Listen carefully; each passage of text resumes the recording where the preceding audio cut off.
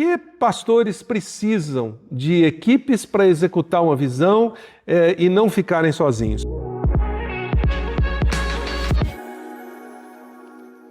Ninguém executa visão sozinho. Esse é o tema desse terceiro episódio da série A Tríade do Pastor, que envolve visão, capacitação e desenvolvimento de líderes e você usar o seu dom no seu potencial máximo. É o Envisionar Podcast, junto com a Rádio Transmundial, oferecendo para você alguns recursos para o desenvolvimento da sua vida, do seu ministério e especialmente o impacto por meio da sua igreja. Nesse episódio de hoje eu quero explorar um pouquinho esse tema de ninguém executa visão sozinho. E por que eu posso afirmar isso com bastante convicção? Bom, primeiro porque todos nós temos uma limitação natural. Deus deu para nós limitações.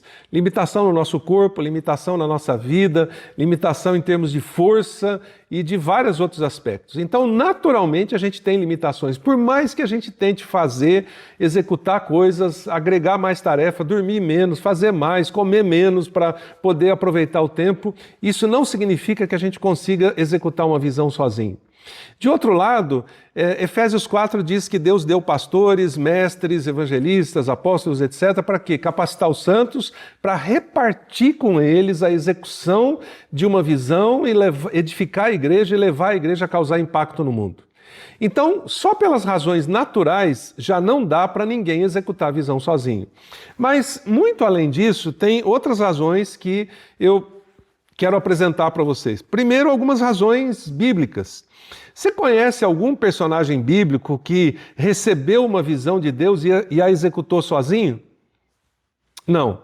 Eu posso citar, por exemplo, alguns personagens bíblicos como os profetas, né? Até mesmo, por exemplo, João Batista ou outros profetas no Antigo Testamento que comunicaram mensagens de Deus como meio que solitários. Mas isso é diferente de executar uma visão.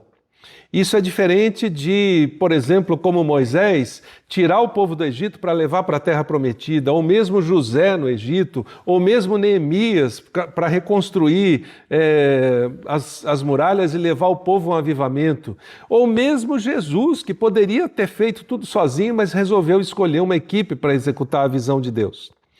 Existem, obviamente, profissões em que você pode desenvolver uma carreira solo. Às vezes um médico diz assim, bom, eu quero ser médico só lá no meu consultório, atender as pessoas, eventualmente ele vai ter uma secretária, uma assistente, ou um dentista, por exemplo, ou coisa desse tipo. Mas, normalmente, quando você tem uma visão para executar como líder, você vai precisar de uma equipe. Não há opção, ou você não vai executar essa visão.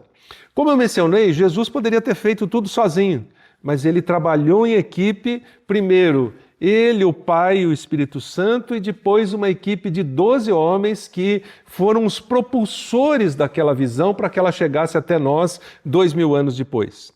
Se a gente olhar José do Egito, que eu já mencionei, ele precisou de uma equipe para salvar a nação. E Moisés precisou de uma equipe para tirar o povo do Egito. Davi precisou de uma equipe para assumir o reino. Salomão precisou de uma equipe para construir o templo. Neemias precisou de uma equipe, como eu mencionei, para reconstruir os muros e levar o povo para um avivamento. Bom, por que então eu destaco a necessidade de você, pastor, como líder da igreja, ter uma equipe? Eu sei que muitos pastores às vezes têm dificuldade com isso porque foram traídos por pessoas, pessoas machucaram, pessoas próximas da equipe machucaram sua vida e chega um momento que parece que a gente não quer mais isso ou a gente tem medo disso. Eu conheço muitos pastores que têm medo de ter uma equipe, preferem trabalhar sozinhos, mas se você faz essa opção, você dificilmente vai executar uma visão. Ou você pode até começar a executá-la sozinho, ou com algumas pessoas que são basicamente voluntários, mas isso não vai muito longe. Você não consegue implementar algo maior do que aquilo que a sua limitação natural, obviamente, coloca para você. Bom, por que pastores precisam de equipes para executar uma visão e não ficarem sozinhos? Primeiro, porque parece que se você apenas pregar, aconselhar, administrar a igreja, visitar umas pessoas, parece que está tudo resolvido. Eu lembro que quando eu estudei teologia, um dos professores falou isso: você como pastor precisa fazer 4 coisas: pregar, aconselhar, administrar, visitar as pessoas. Bom, se você tem uma igreja de 50 membros ou até uns 100 membros, talvez você até consiga fazer isso. E vai fazer bem, e vai abençoar as pessoas. Eu não estou dizendo que isso está errado, não tem uma fórmula certa ou errada aqui. A questão é a expansão e o impacto do seu ministério. Você pode ficar com aquelas 100 pessoas a vida toda, entra meia dúzia, sai meia dúzia, etc., e você vai fazer isso tranquilamente. Mas me parece que, biblicamente, Deus não chamou a gente para ministérios de manutenção. A manutenção é crucial em qualquer organização, igreja e tal, mas ela está debaixo de uma visão. Se a manutenção for a coisa principal, então não existe uma visão sendo executada. A manutenção ajuda a manter a visão e expandir a visão.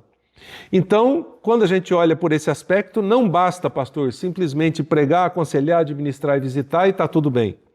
De outro lado, tudo isso pode te levar a um bom trabalho de manutenção, como eu falei, mas esse não é o chamado da missão. Toda missão na Bíblia tem a ver com ação, tem a ver com expansão, tem a ver com abençoar as nações, tem a ver com impacto, tem a ver com transformação.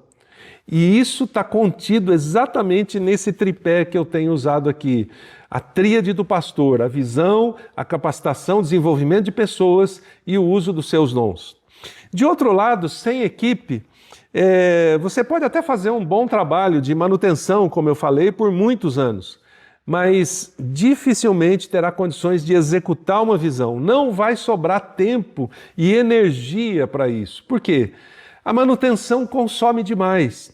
Se a manutenção não é dividida entre muitas pessoas que têm outras habilidades e dons para isso, eu tenho que o tempo todo ficar pensando como é que eu faço isso, como é que eu faço aquilo, e tem aquela outra necessidade, surgiu uma outra emergência ali, e eu vou simplesmente passando a vida e passando o tempo de liderança que eu tenho, fazendo um trabalho de manutenção, que, como eu falei, é importante, mas não é estratégico, não é crucial. Bom, existe um outro aspecto do não executar a visão sozinho, não conseguir executar a visão sozinho, que é: eu monto uma equipe ou eu construo uma equipe. Você pode dar aquela parada e falar assim: o que o Josué está falando? Parece ser a mesma coisa. Não, são duas coisas completamente distintas e diferentes. Montar uma equipe é mais rápido, porque você basicamente traz pessoas de fora, monta rapidamente, especialmente se a sua igreja tem algum recurso. Você diz: eu vou trazer mais um pastor, 2, 3, meia dúzia, ou vou contratar algumas pessoas e pagá-las para fazer isso, e rapidamente você consegue montar uma equipe. Mas nem sempre montar uma equipe resolve o problema. Eu não estou dizendo que em 100% dos casos isso não é bom. Às vezes você não tem opção, você tem que montar uma equipe trazendo algumas pessoas de fora para começar a implementar alguma coisa. Mas me parece que isso às vezes não é feito pelo motivo certo. Às vezes você não quer ter o trabalho de construir uma equipe. Qual a diferença entre montar uma equipe e construir uma equipe? Bom, montar a equipe é isso que eu acabei de falar. Você contrata, você convida, você traz e começa a implementar o projeto. Mas existem algumas lutas com isso. Você traz pessoas com culturas diferentes. Se são pessoas que já têm mais tempo na liderança, elas trazem na bagagem aquilo que elas aprenderam ou construíram lá na outra igreja ou na outra organização. Às vezes isso é bom, às vezes isso é desastroso. Então a gente nunca tem certeza se montar uma equipe, você vai conseguir que haja química entre ela para que ela avance. De outro lado, construir uma equipe é mais demorado e mais trabalhoso. Por quê? Você precisa identificar algumas pessoas ali internamente, investir na vida delas, fazer uma construção de longo prazo, criar uma cultura entre elas, para que depois elas executem a visão junto com você. Então percebe a diferença? Quando você monta, você consegue fazer isso mais rápido, mas você não tem certeza se vai conseguir executar a visão por meio daquele grupo. Quando você constrói, isso é mais demorado, mas você tem mais probabilidade de executar a visão por meio desse grupo. Foi exatamente o que Jesus fez. Antes dos 12 cumprirem a missão, eles passaram por 3 anos e meio de capacitação profunda. Por isso, a tríade. Você tem uma visão, você constrói uma equipe, melhor dizendo, você vai construindo gradualmente o coração dessa equipe, a visão no coração dessa equipe, para que depois, junto com ela, você execute a visão. Mas isso tem uma outra implicação. Você precisa, quando você opta por construir uma equipe, você precisa primeiro escolher as pessoas certas, depois recrutá-las, depois capacitá-las, para depois delegar para elas aquilo que você quer construir. Esse foi mais ou menos o caminho que Jesus usou. Quando eu olho nos evangelhos e extraio dali como é que Jesus montou a equipe, como é que ele trabalhou com essa equipe, como é que essa equipe executou a visão. Eu fiz isso ao longo de alguns anos, pelo menos uns 10 anos, olhando desde os evangelhos e depois o livro de Atos, e a minha pergunta era, os 12 que Jesus escolheu, conseguiram entender o treinamento que ele deu para executar a visão? Então você olha os evangelhos primeiro e depois você olha o livro de Atos e você percebe mais ou menos esse roteiro aqui. Não é um roteiro perfeito, pode ser que tenha outros pontos, mas eu extraí dali um roteiro e comparei ele com pastores e igrejas que construíram equipes ao longo do tempo para implementar uma visão. Bom, Jesus fez mais ou menos o seguinte: ele primeiro conheceu as pessoas. Obviamente, como Deus, ele sabia quem eram as pessoas, mas além disso, como humano, como ser humano, ele interagiu com eles, ele foi pescar com eles, ele comeu na casa deles, ele andou junto com eles, etc. Então ele conheceu essas pessoas para saber quem eles eram, quais eram as dificuldades, os pontos bons e ruins que cada um tinha para eles poderem executar a visão. Depois ele alinhou todas essas pessoas na visão. Olha, é para lá que a gente vai. E alguns deles tiveram dificuldade de entender. Por exemplo, Pedro de vez em quando dizia: Senhor, vamos lá para Roma e tirar o imperador, a gente assume, o senhor assume, eu vou ser o primeiro-ministro e coisas desse tipo. E Jesus, não é isso, Pedro, não é esse tipo de liderança que eu vim exercer. Então ele não só conhece, mas ele alinha a visão desses homens. Depois ele fez com que eles se apaixonassem pela visão. Eles começaram a entender gradualmente qual era a causa, qual era a essência do propósito para o qual Jesus tinha chamado eles. Ao longo dessa caminhada de 3 anos e meio, Jesus faz alguns testes. Então, por exemplo, naquela multiplicação dos pães e peixes, ao invés de Jesus dizer, peraí gente, eu vou resolver, o que ele faz? Perguntas. O que vocês acham que a gente tem que fazer? Onde é que a gente consegue comida para essa multidão? E eu imagino os 12 olhando um para o outro assim, dizendo, mestre, está louco. Como é que nós vamos conseguir comida para toda essa gente, todo esse povo? Isso fazia parte dos testes para a liderança, para que eles pudessem realmente entender aquilo que eles estavam fazendo. Depois ele divide com eles as tarefas. Ele divide com eles as decisões e o poder, porque ele já tinha falado antes, eu darei para vocês poder. E por fim, ele delega para eles aquilo que eles tinham que fazer. Então perceba que tudo isso é um processo. O processo de desenvolver líderes, o processo de não executar uma visão sozinho, apesar de que Jesus poderia ter feito isso sozinho. Bom, se Jesus, que é Jesus, decidiu não fazer sozinho, quem somos nós, pastores, para tentar executar visões sozinhos? Por mais que a gente tenha sido machucado, traído, enganado ou se frustrado com equipes, eu diria quase que não temos opção. E isso não pode ser um peso, tem que ser uma alegria. Eu preciso montar uma equipe que vai me ajudar a causar impacto e executar a visão que Deus me deu. Então eu queria deixar alguns desafios para você hoje. 3 perguntas básicas. Primeiro, você quer um ministério sozinho? Isso significa basicamente que você quer um ministério de manutenção? Alguns talvez queiram isso. Segundo, você quer um ministério com uma equipe?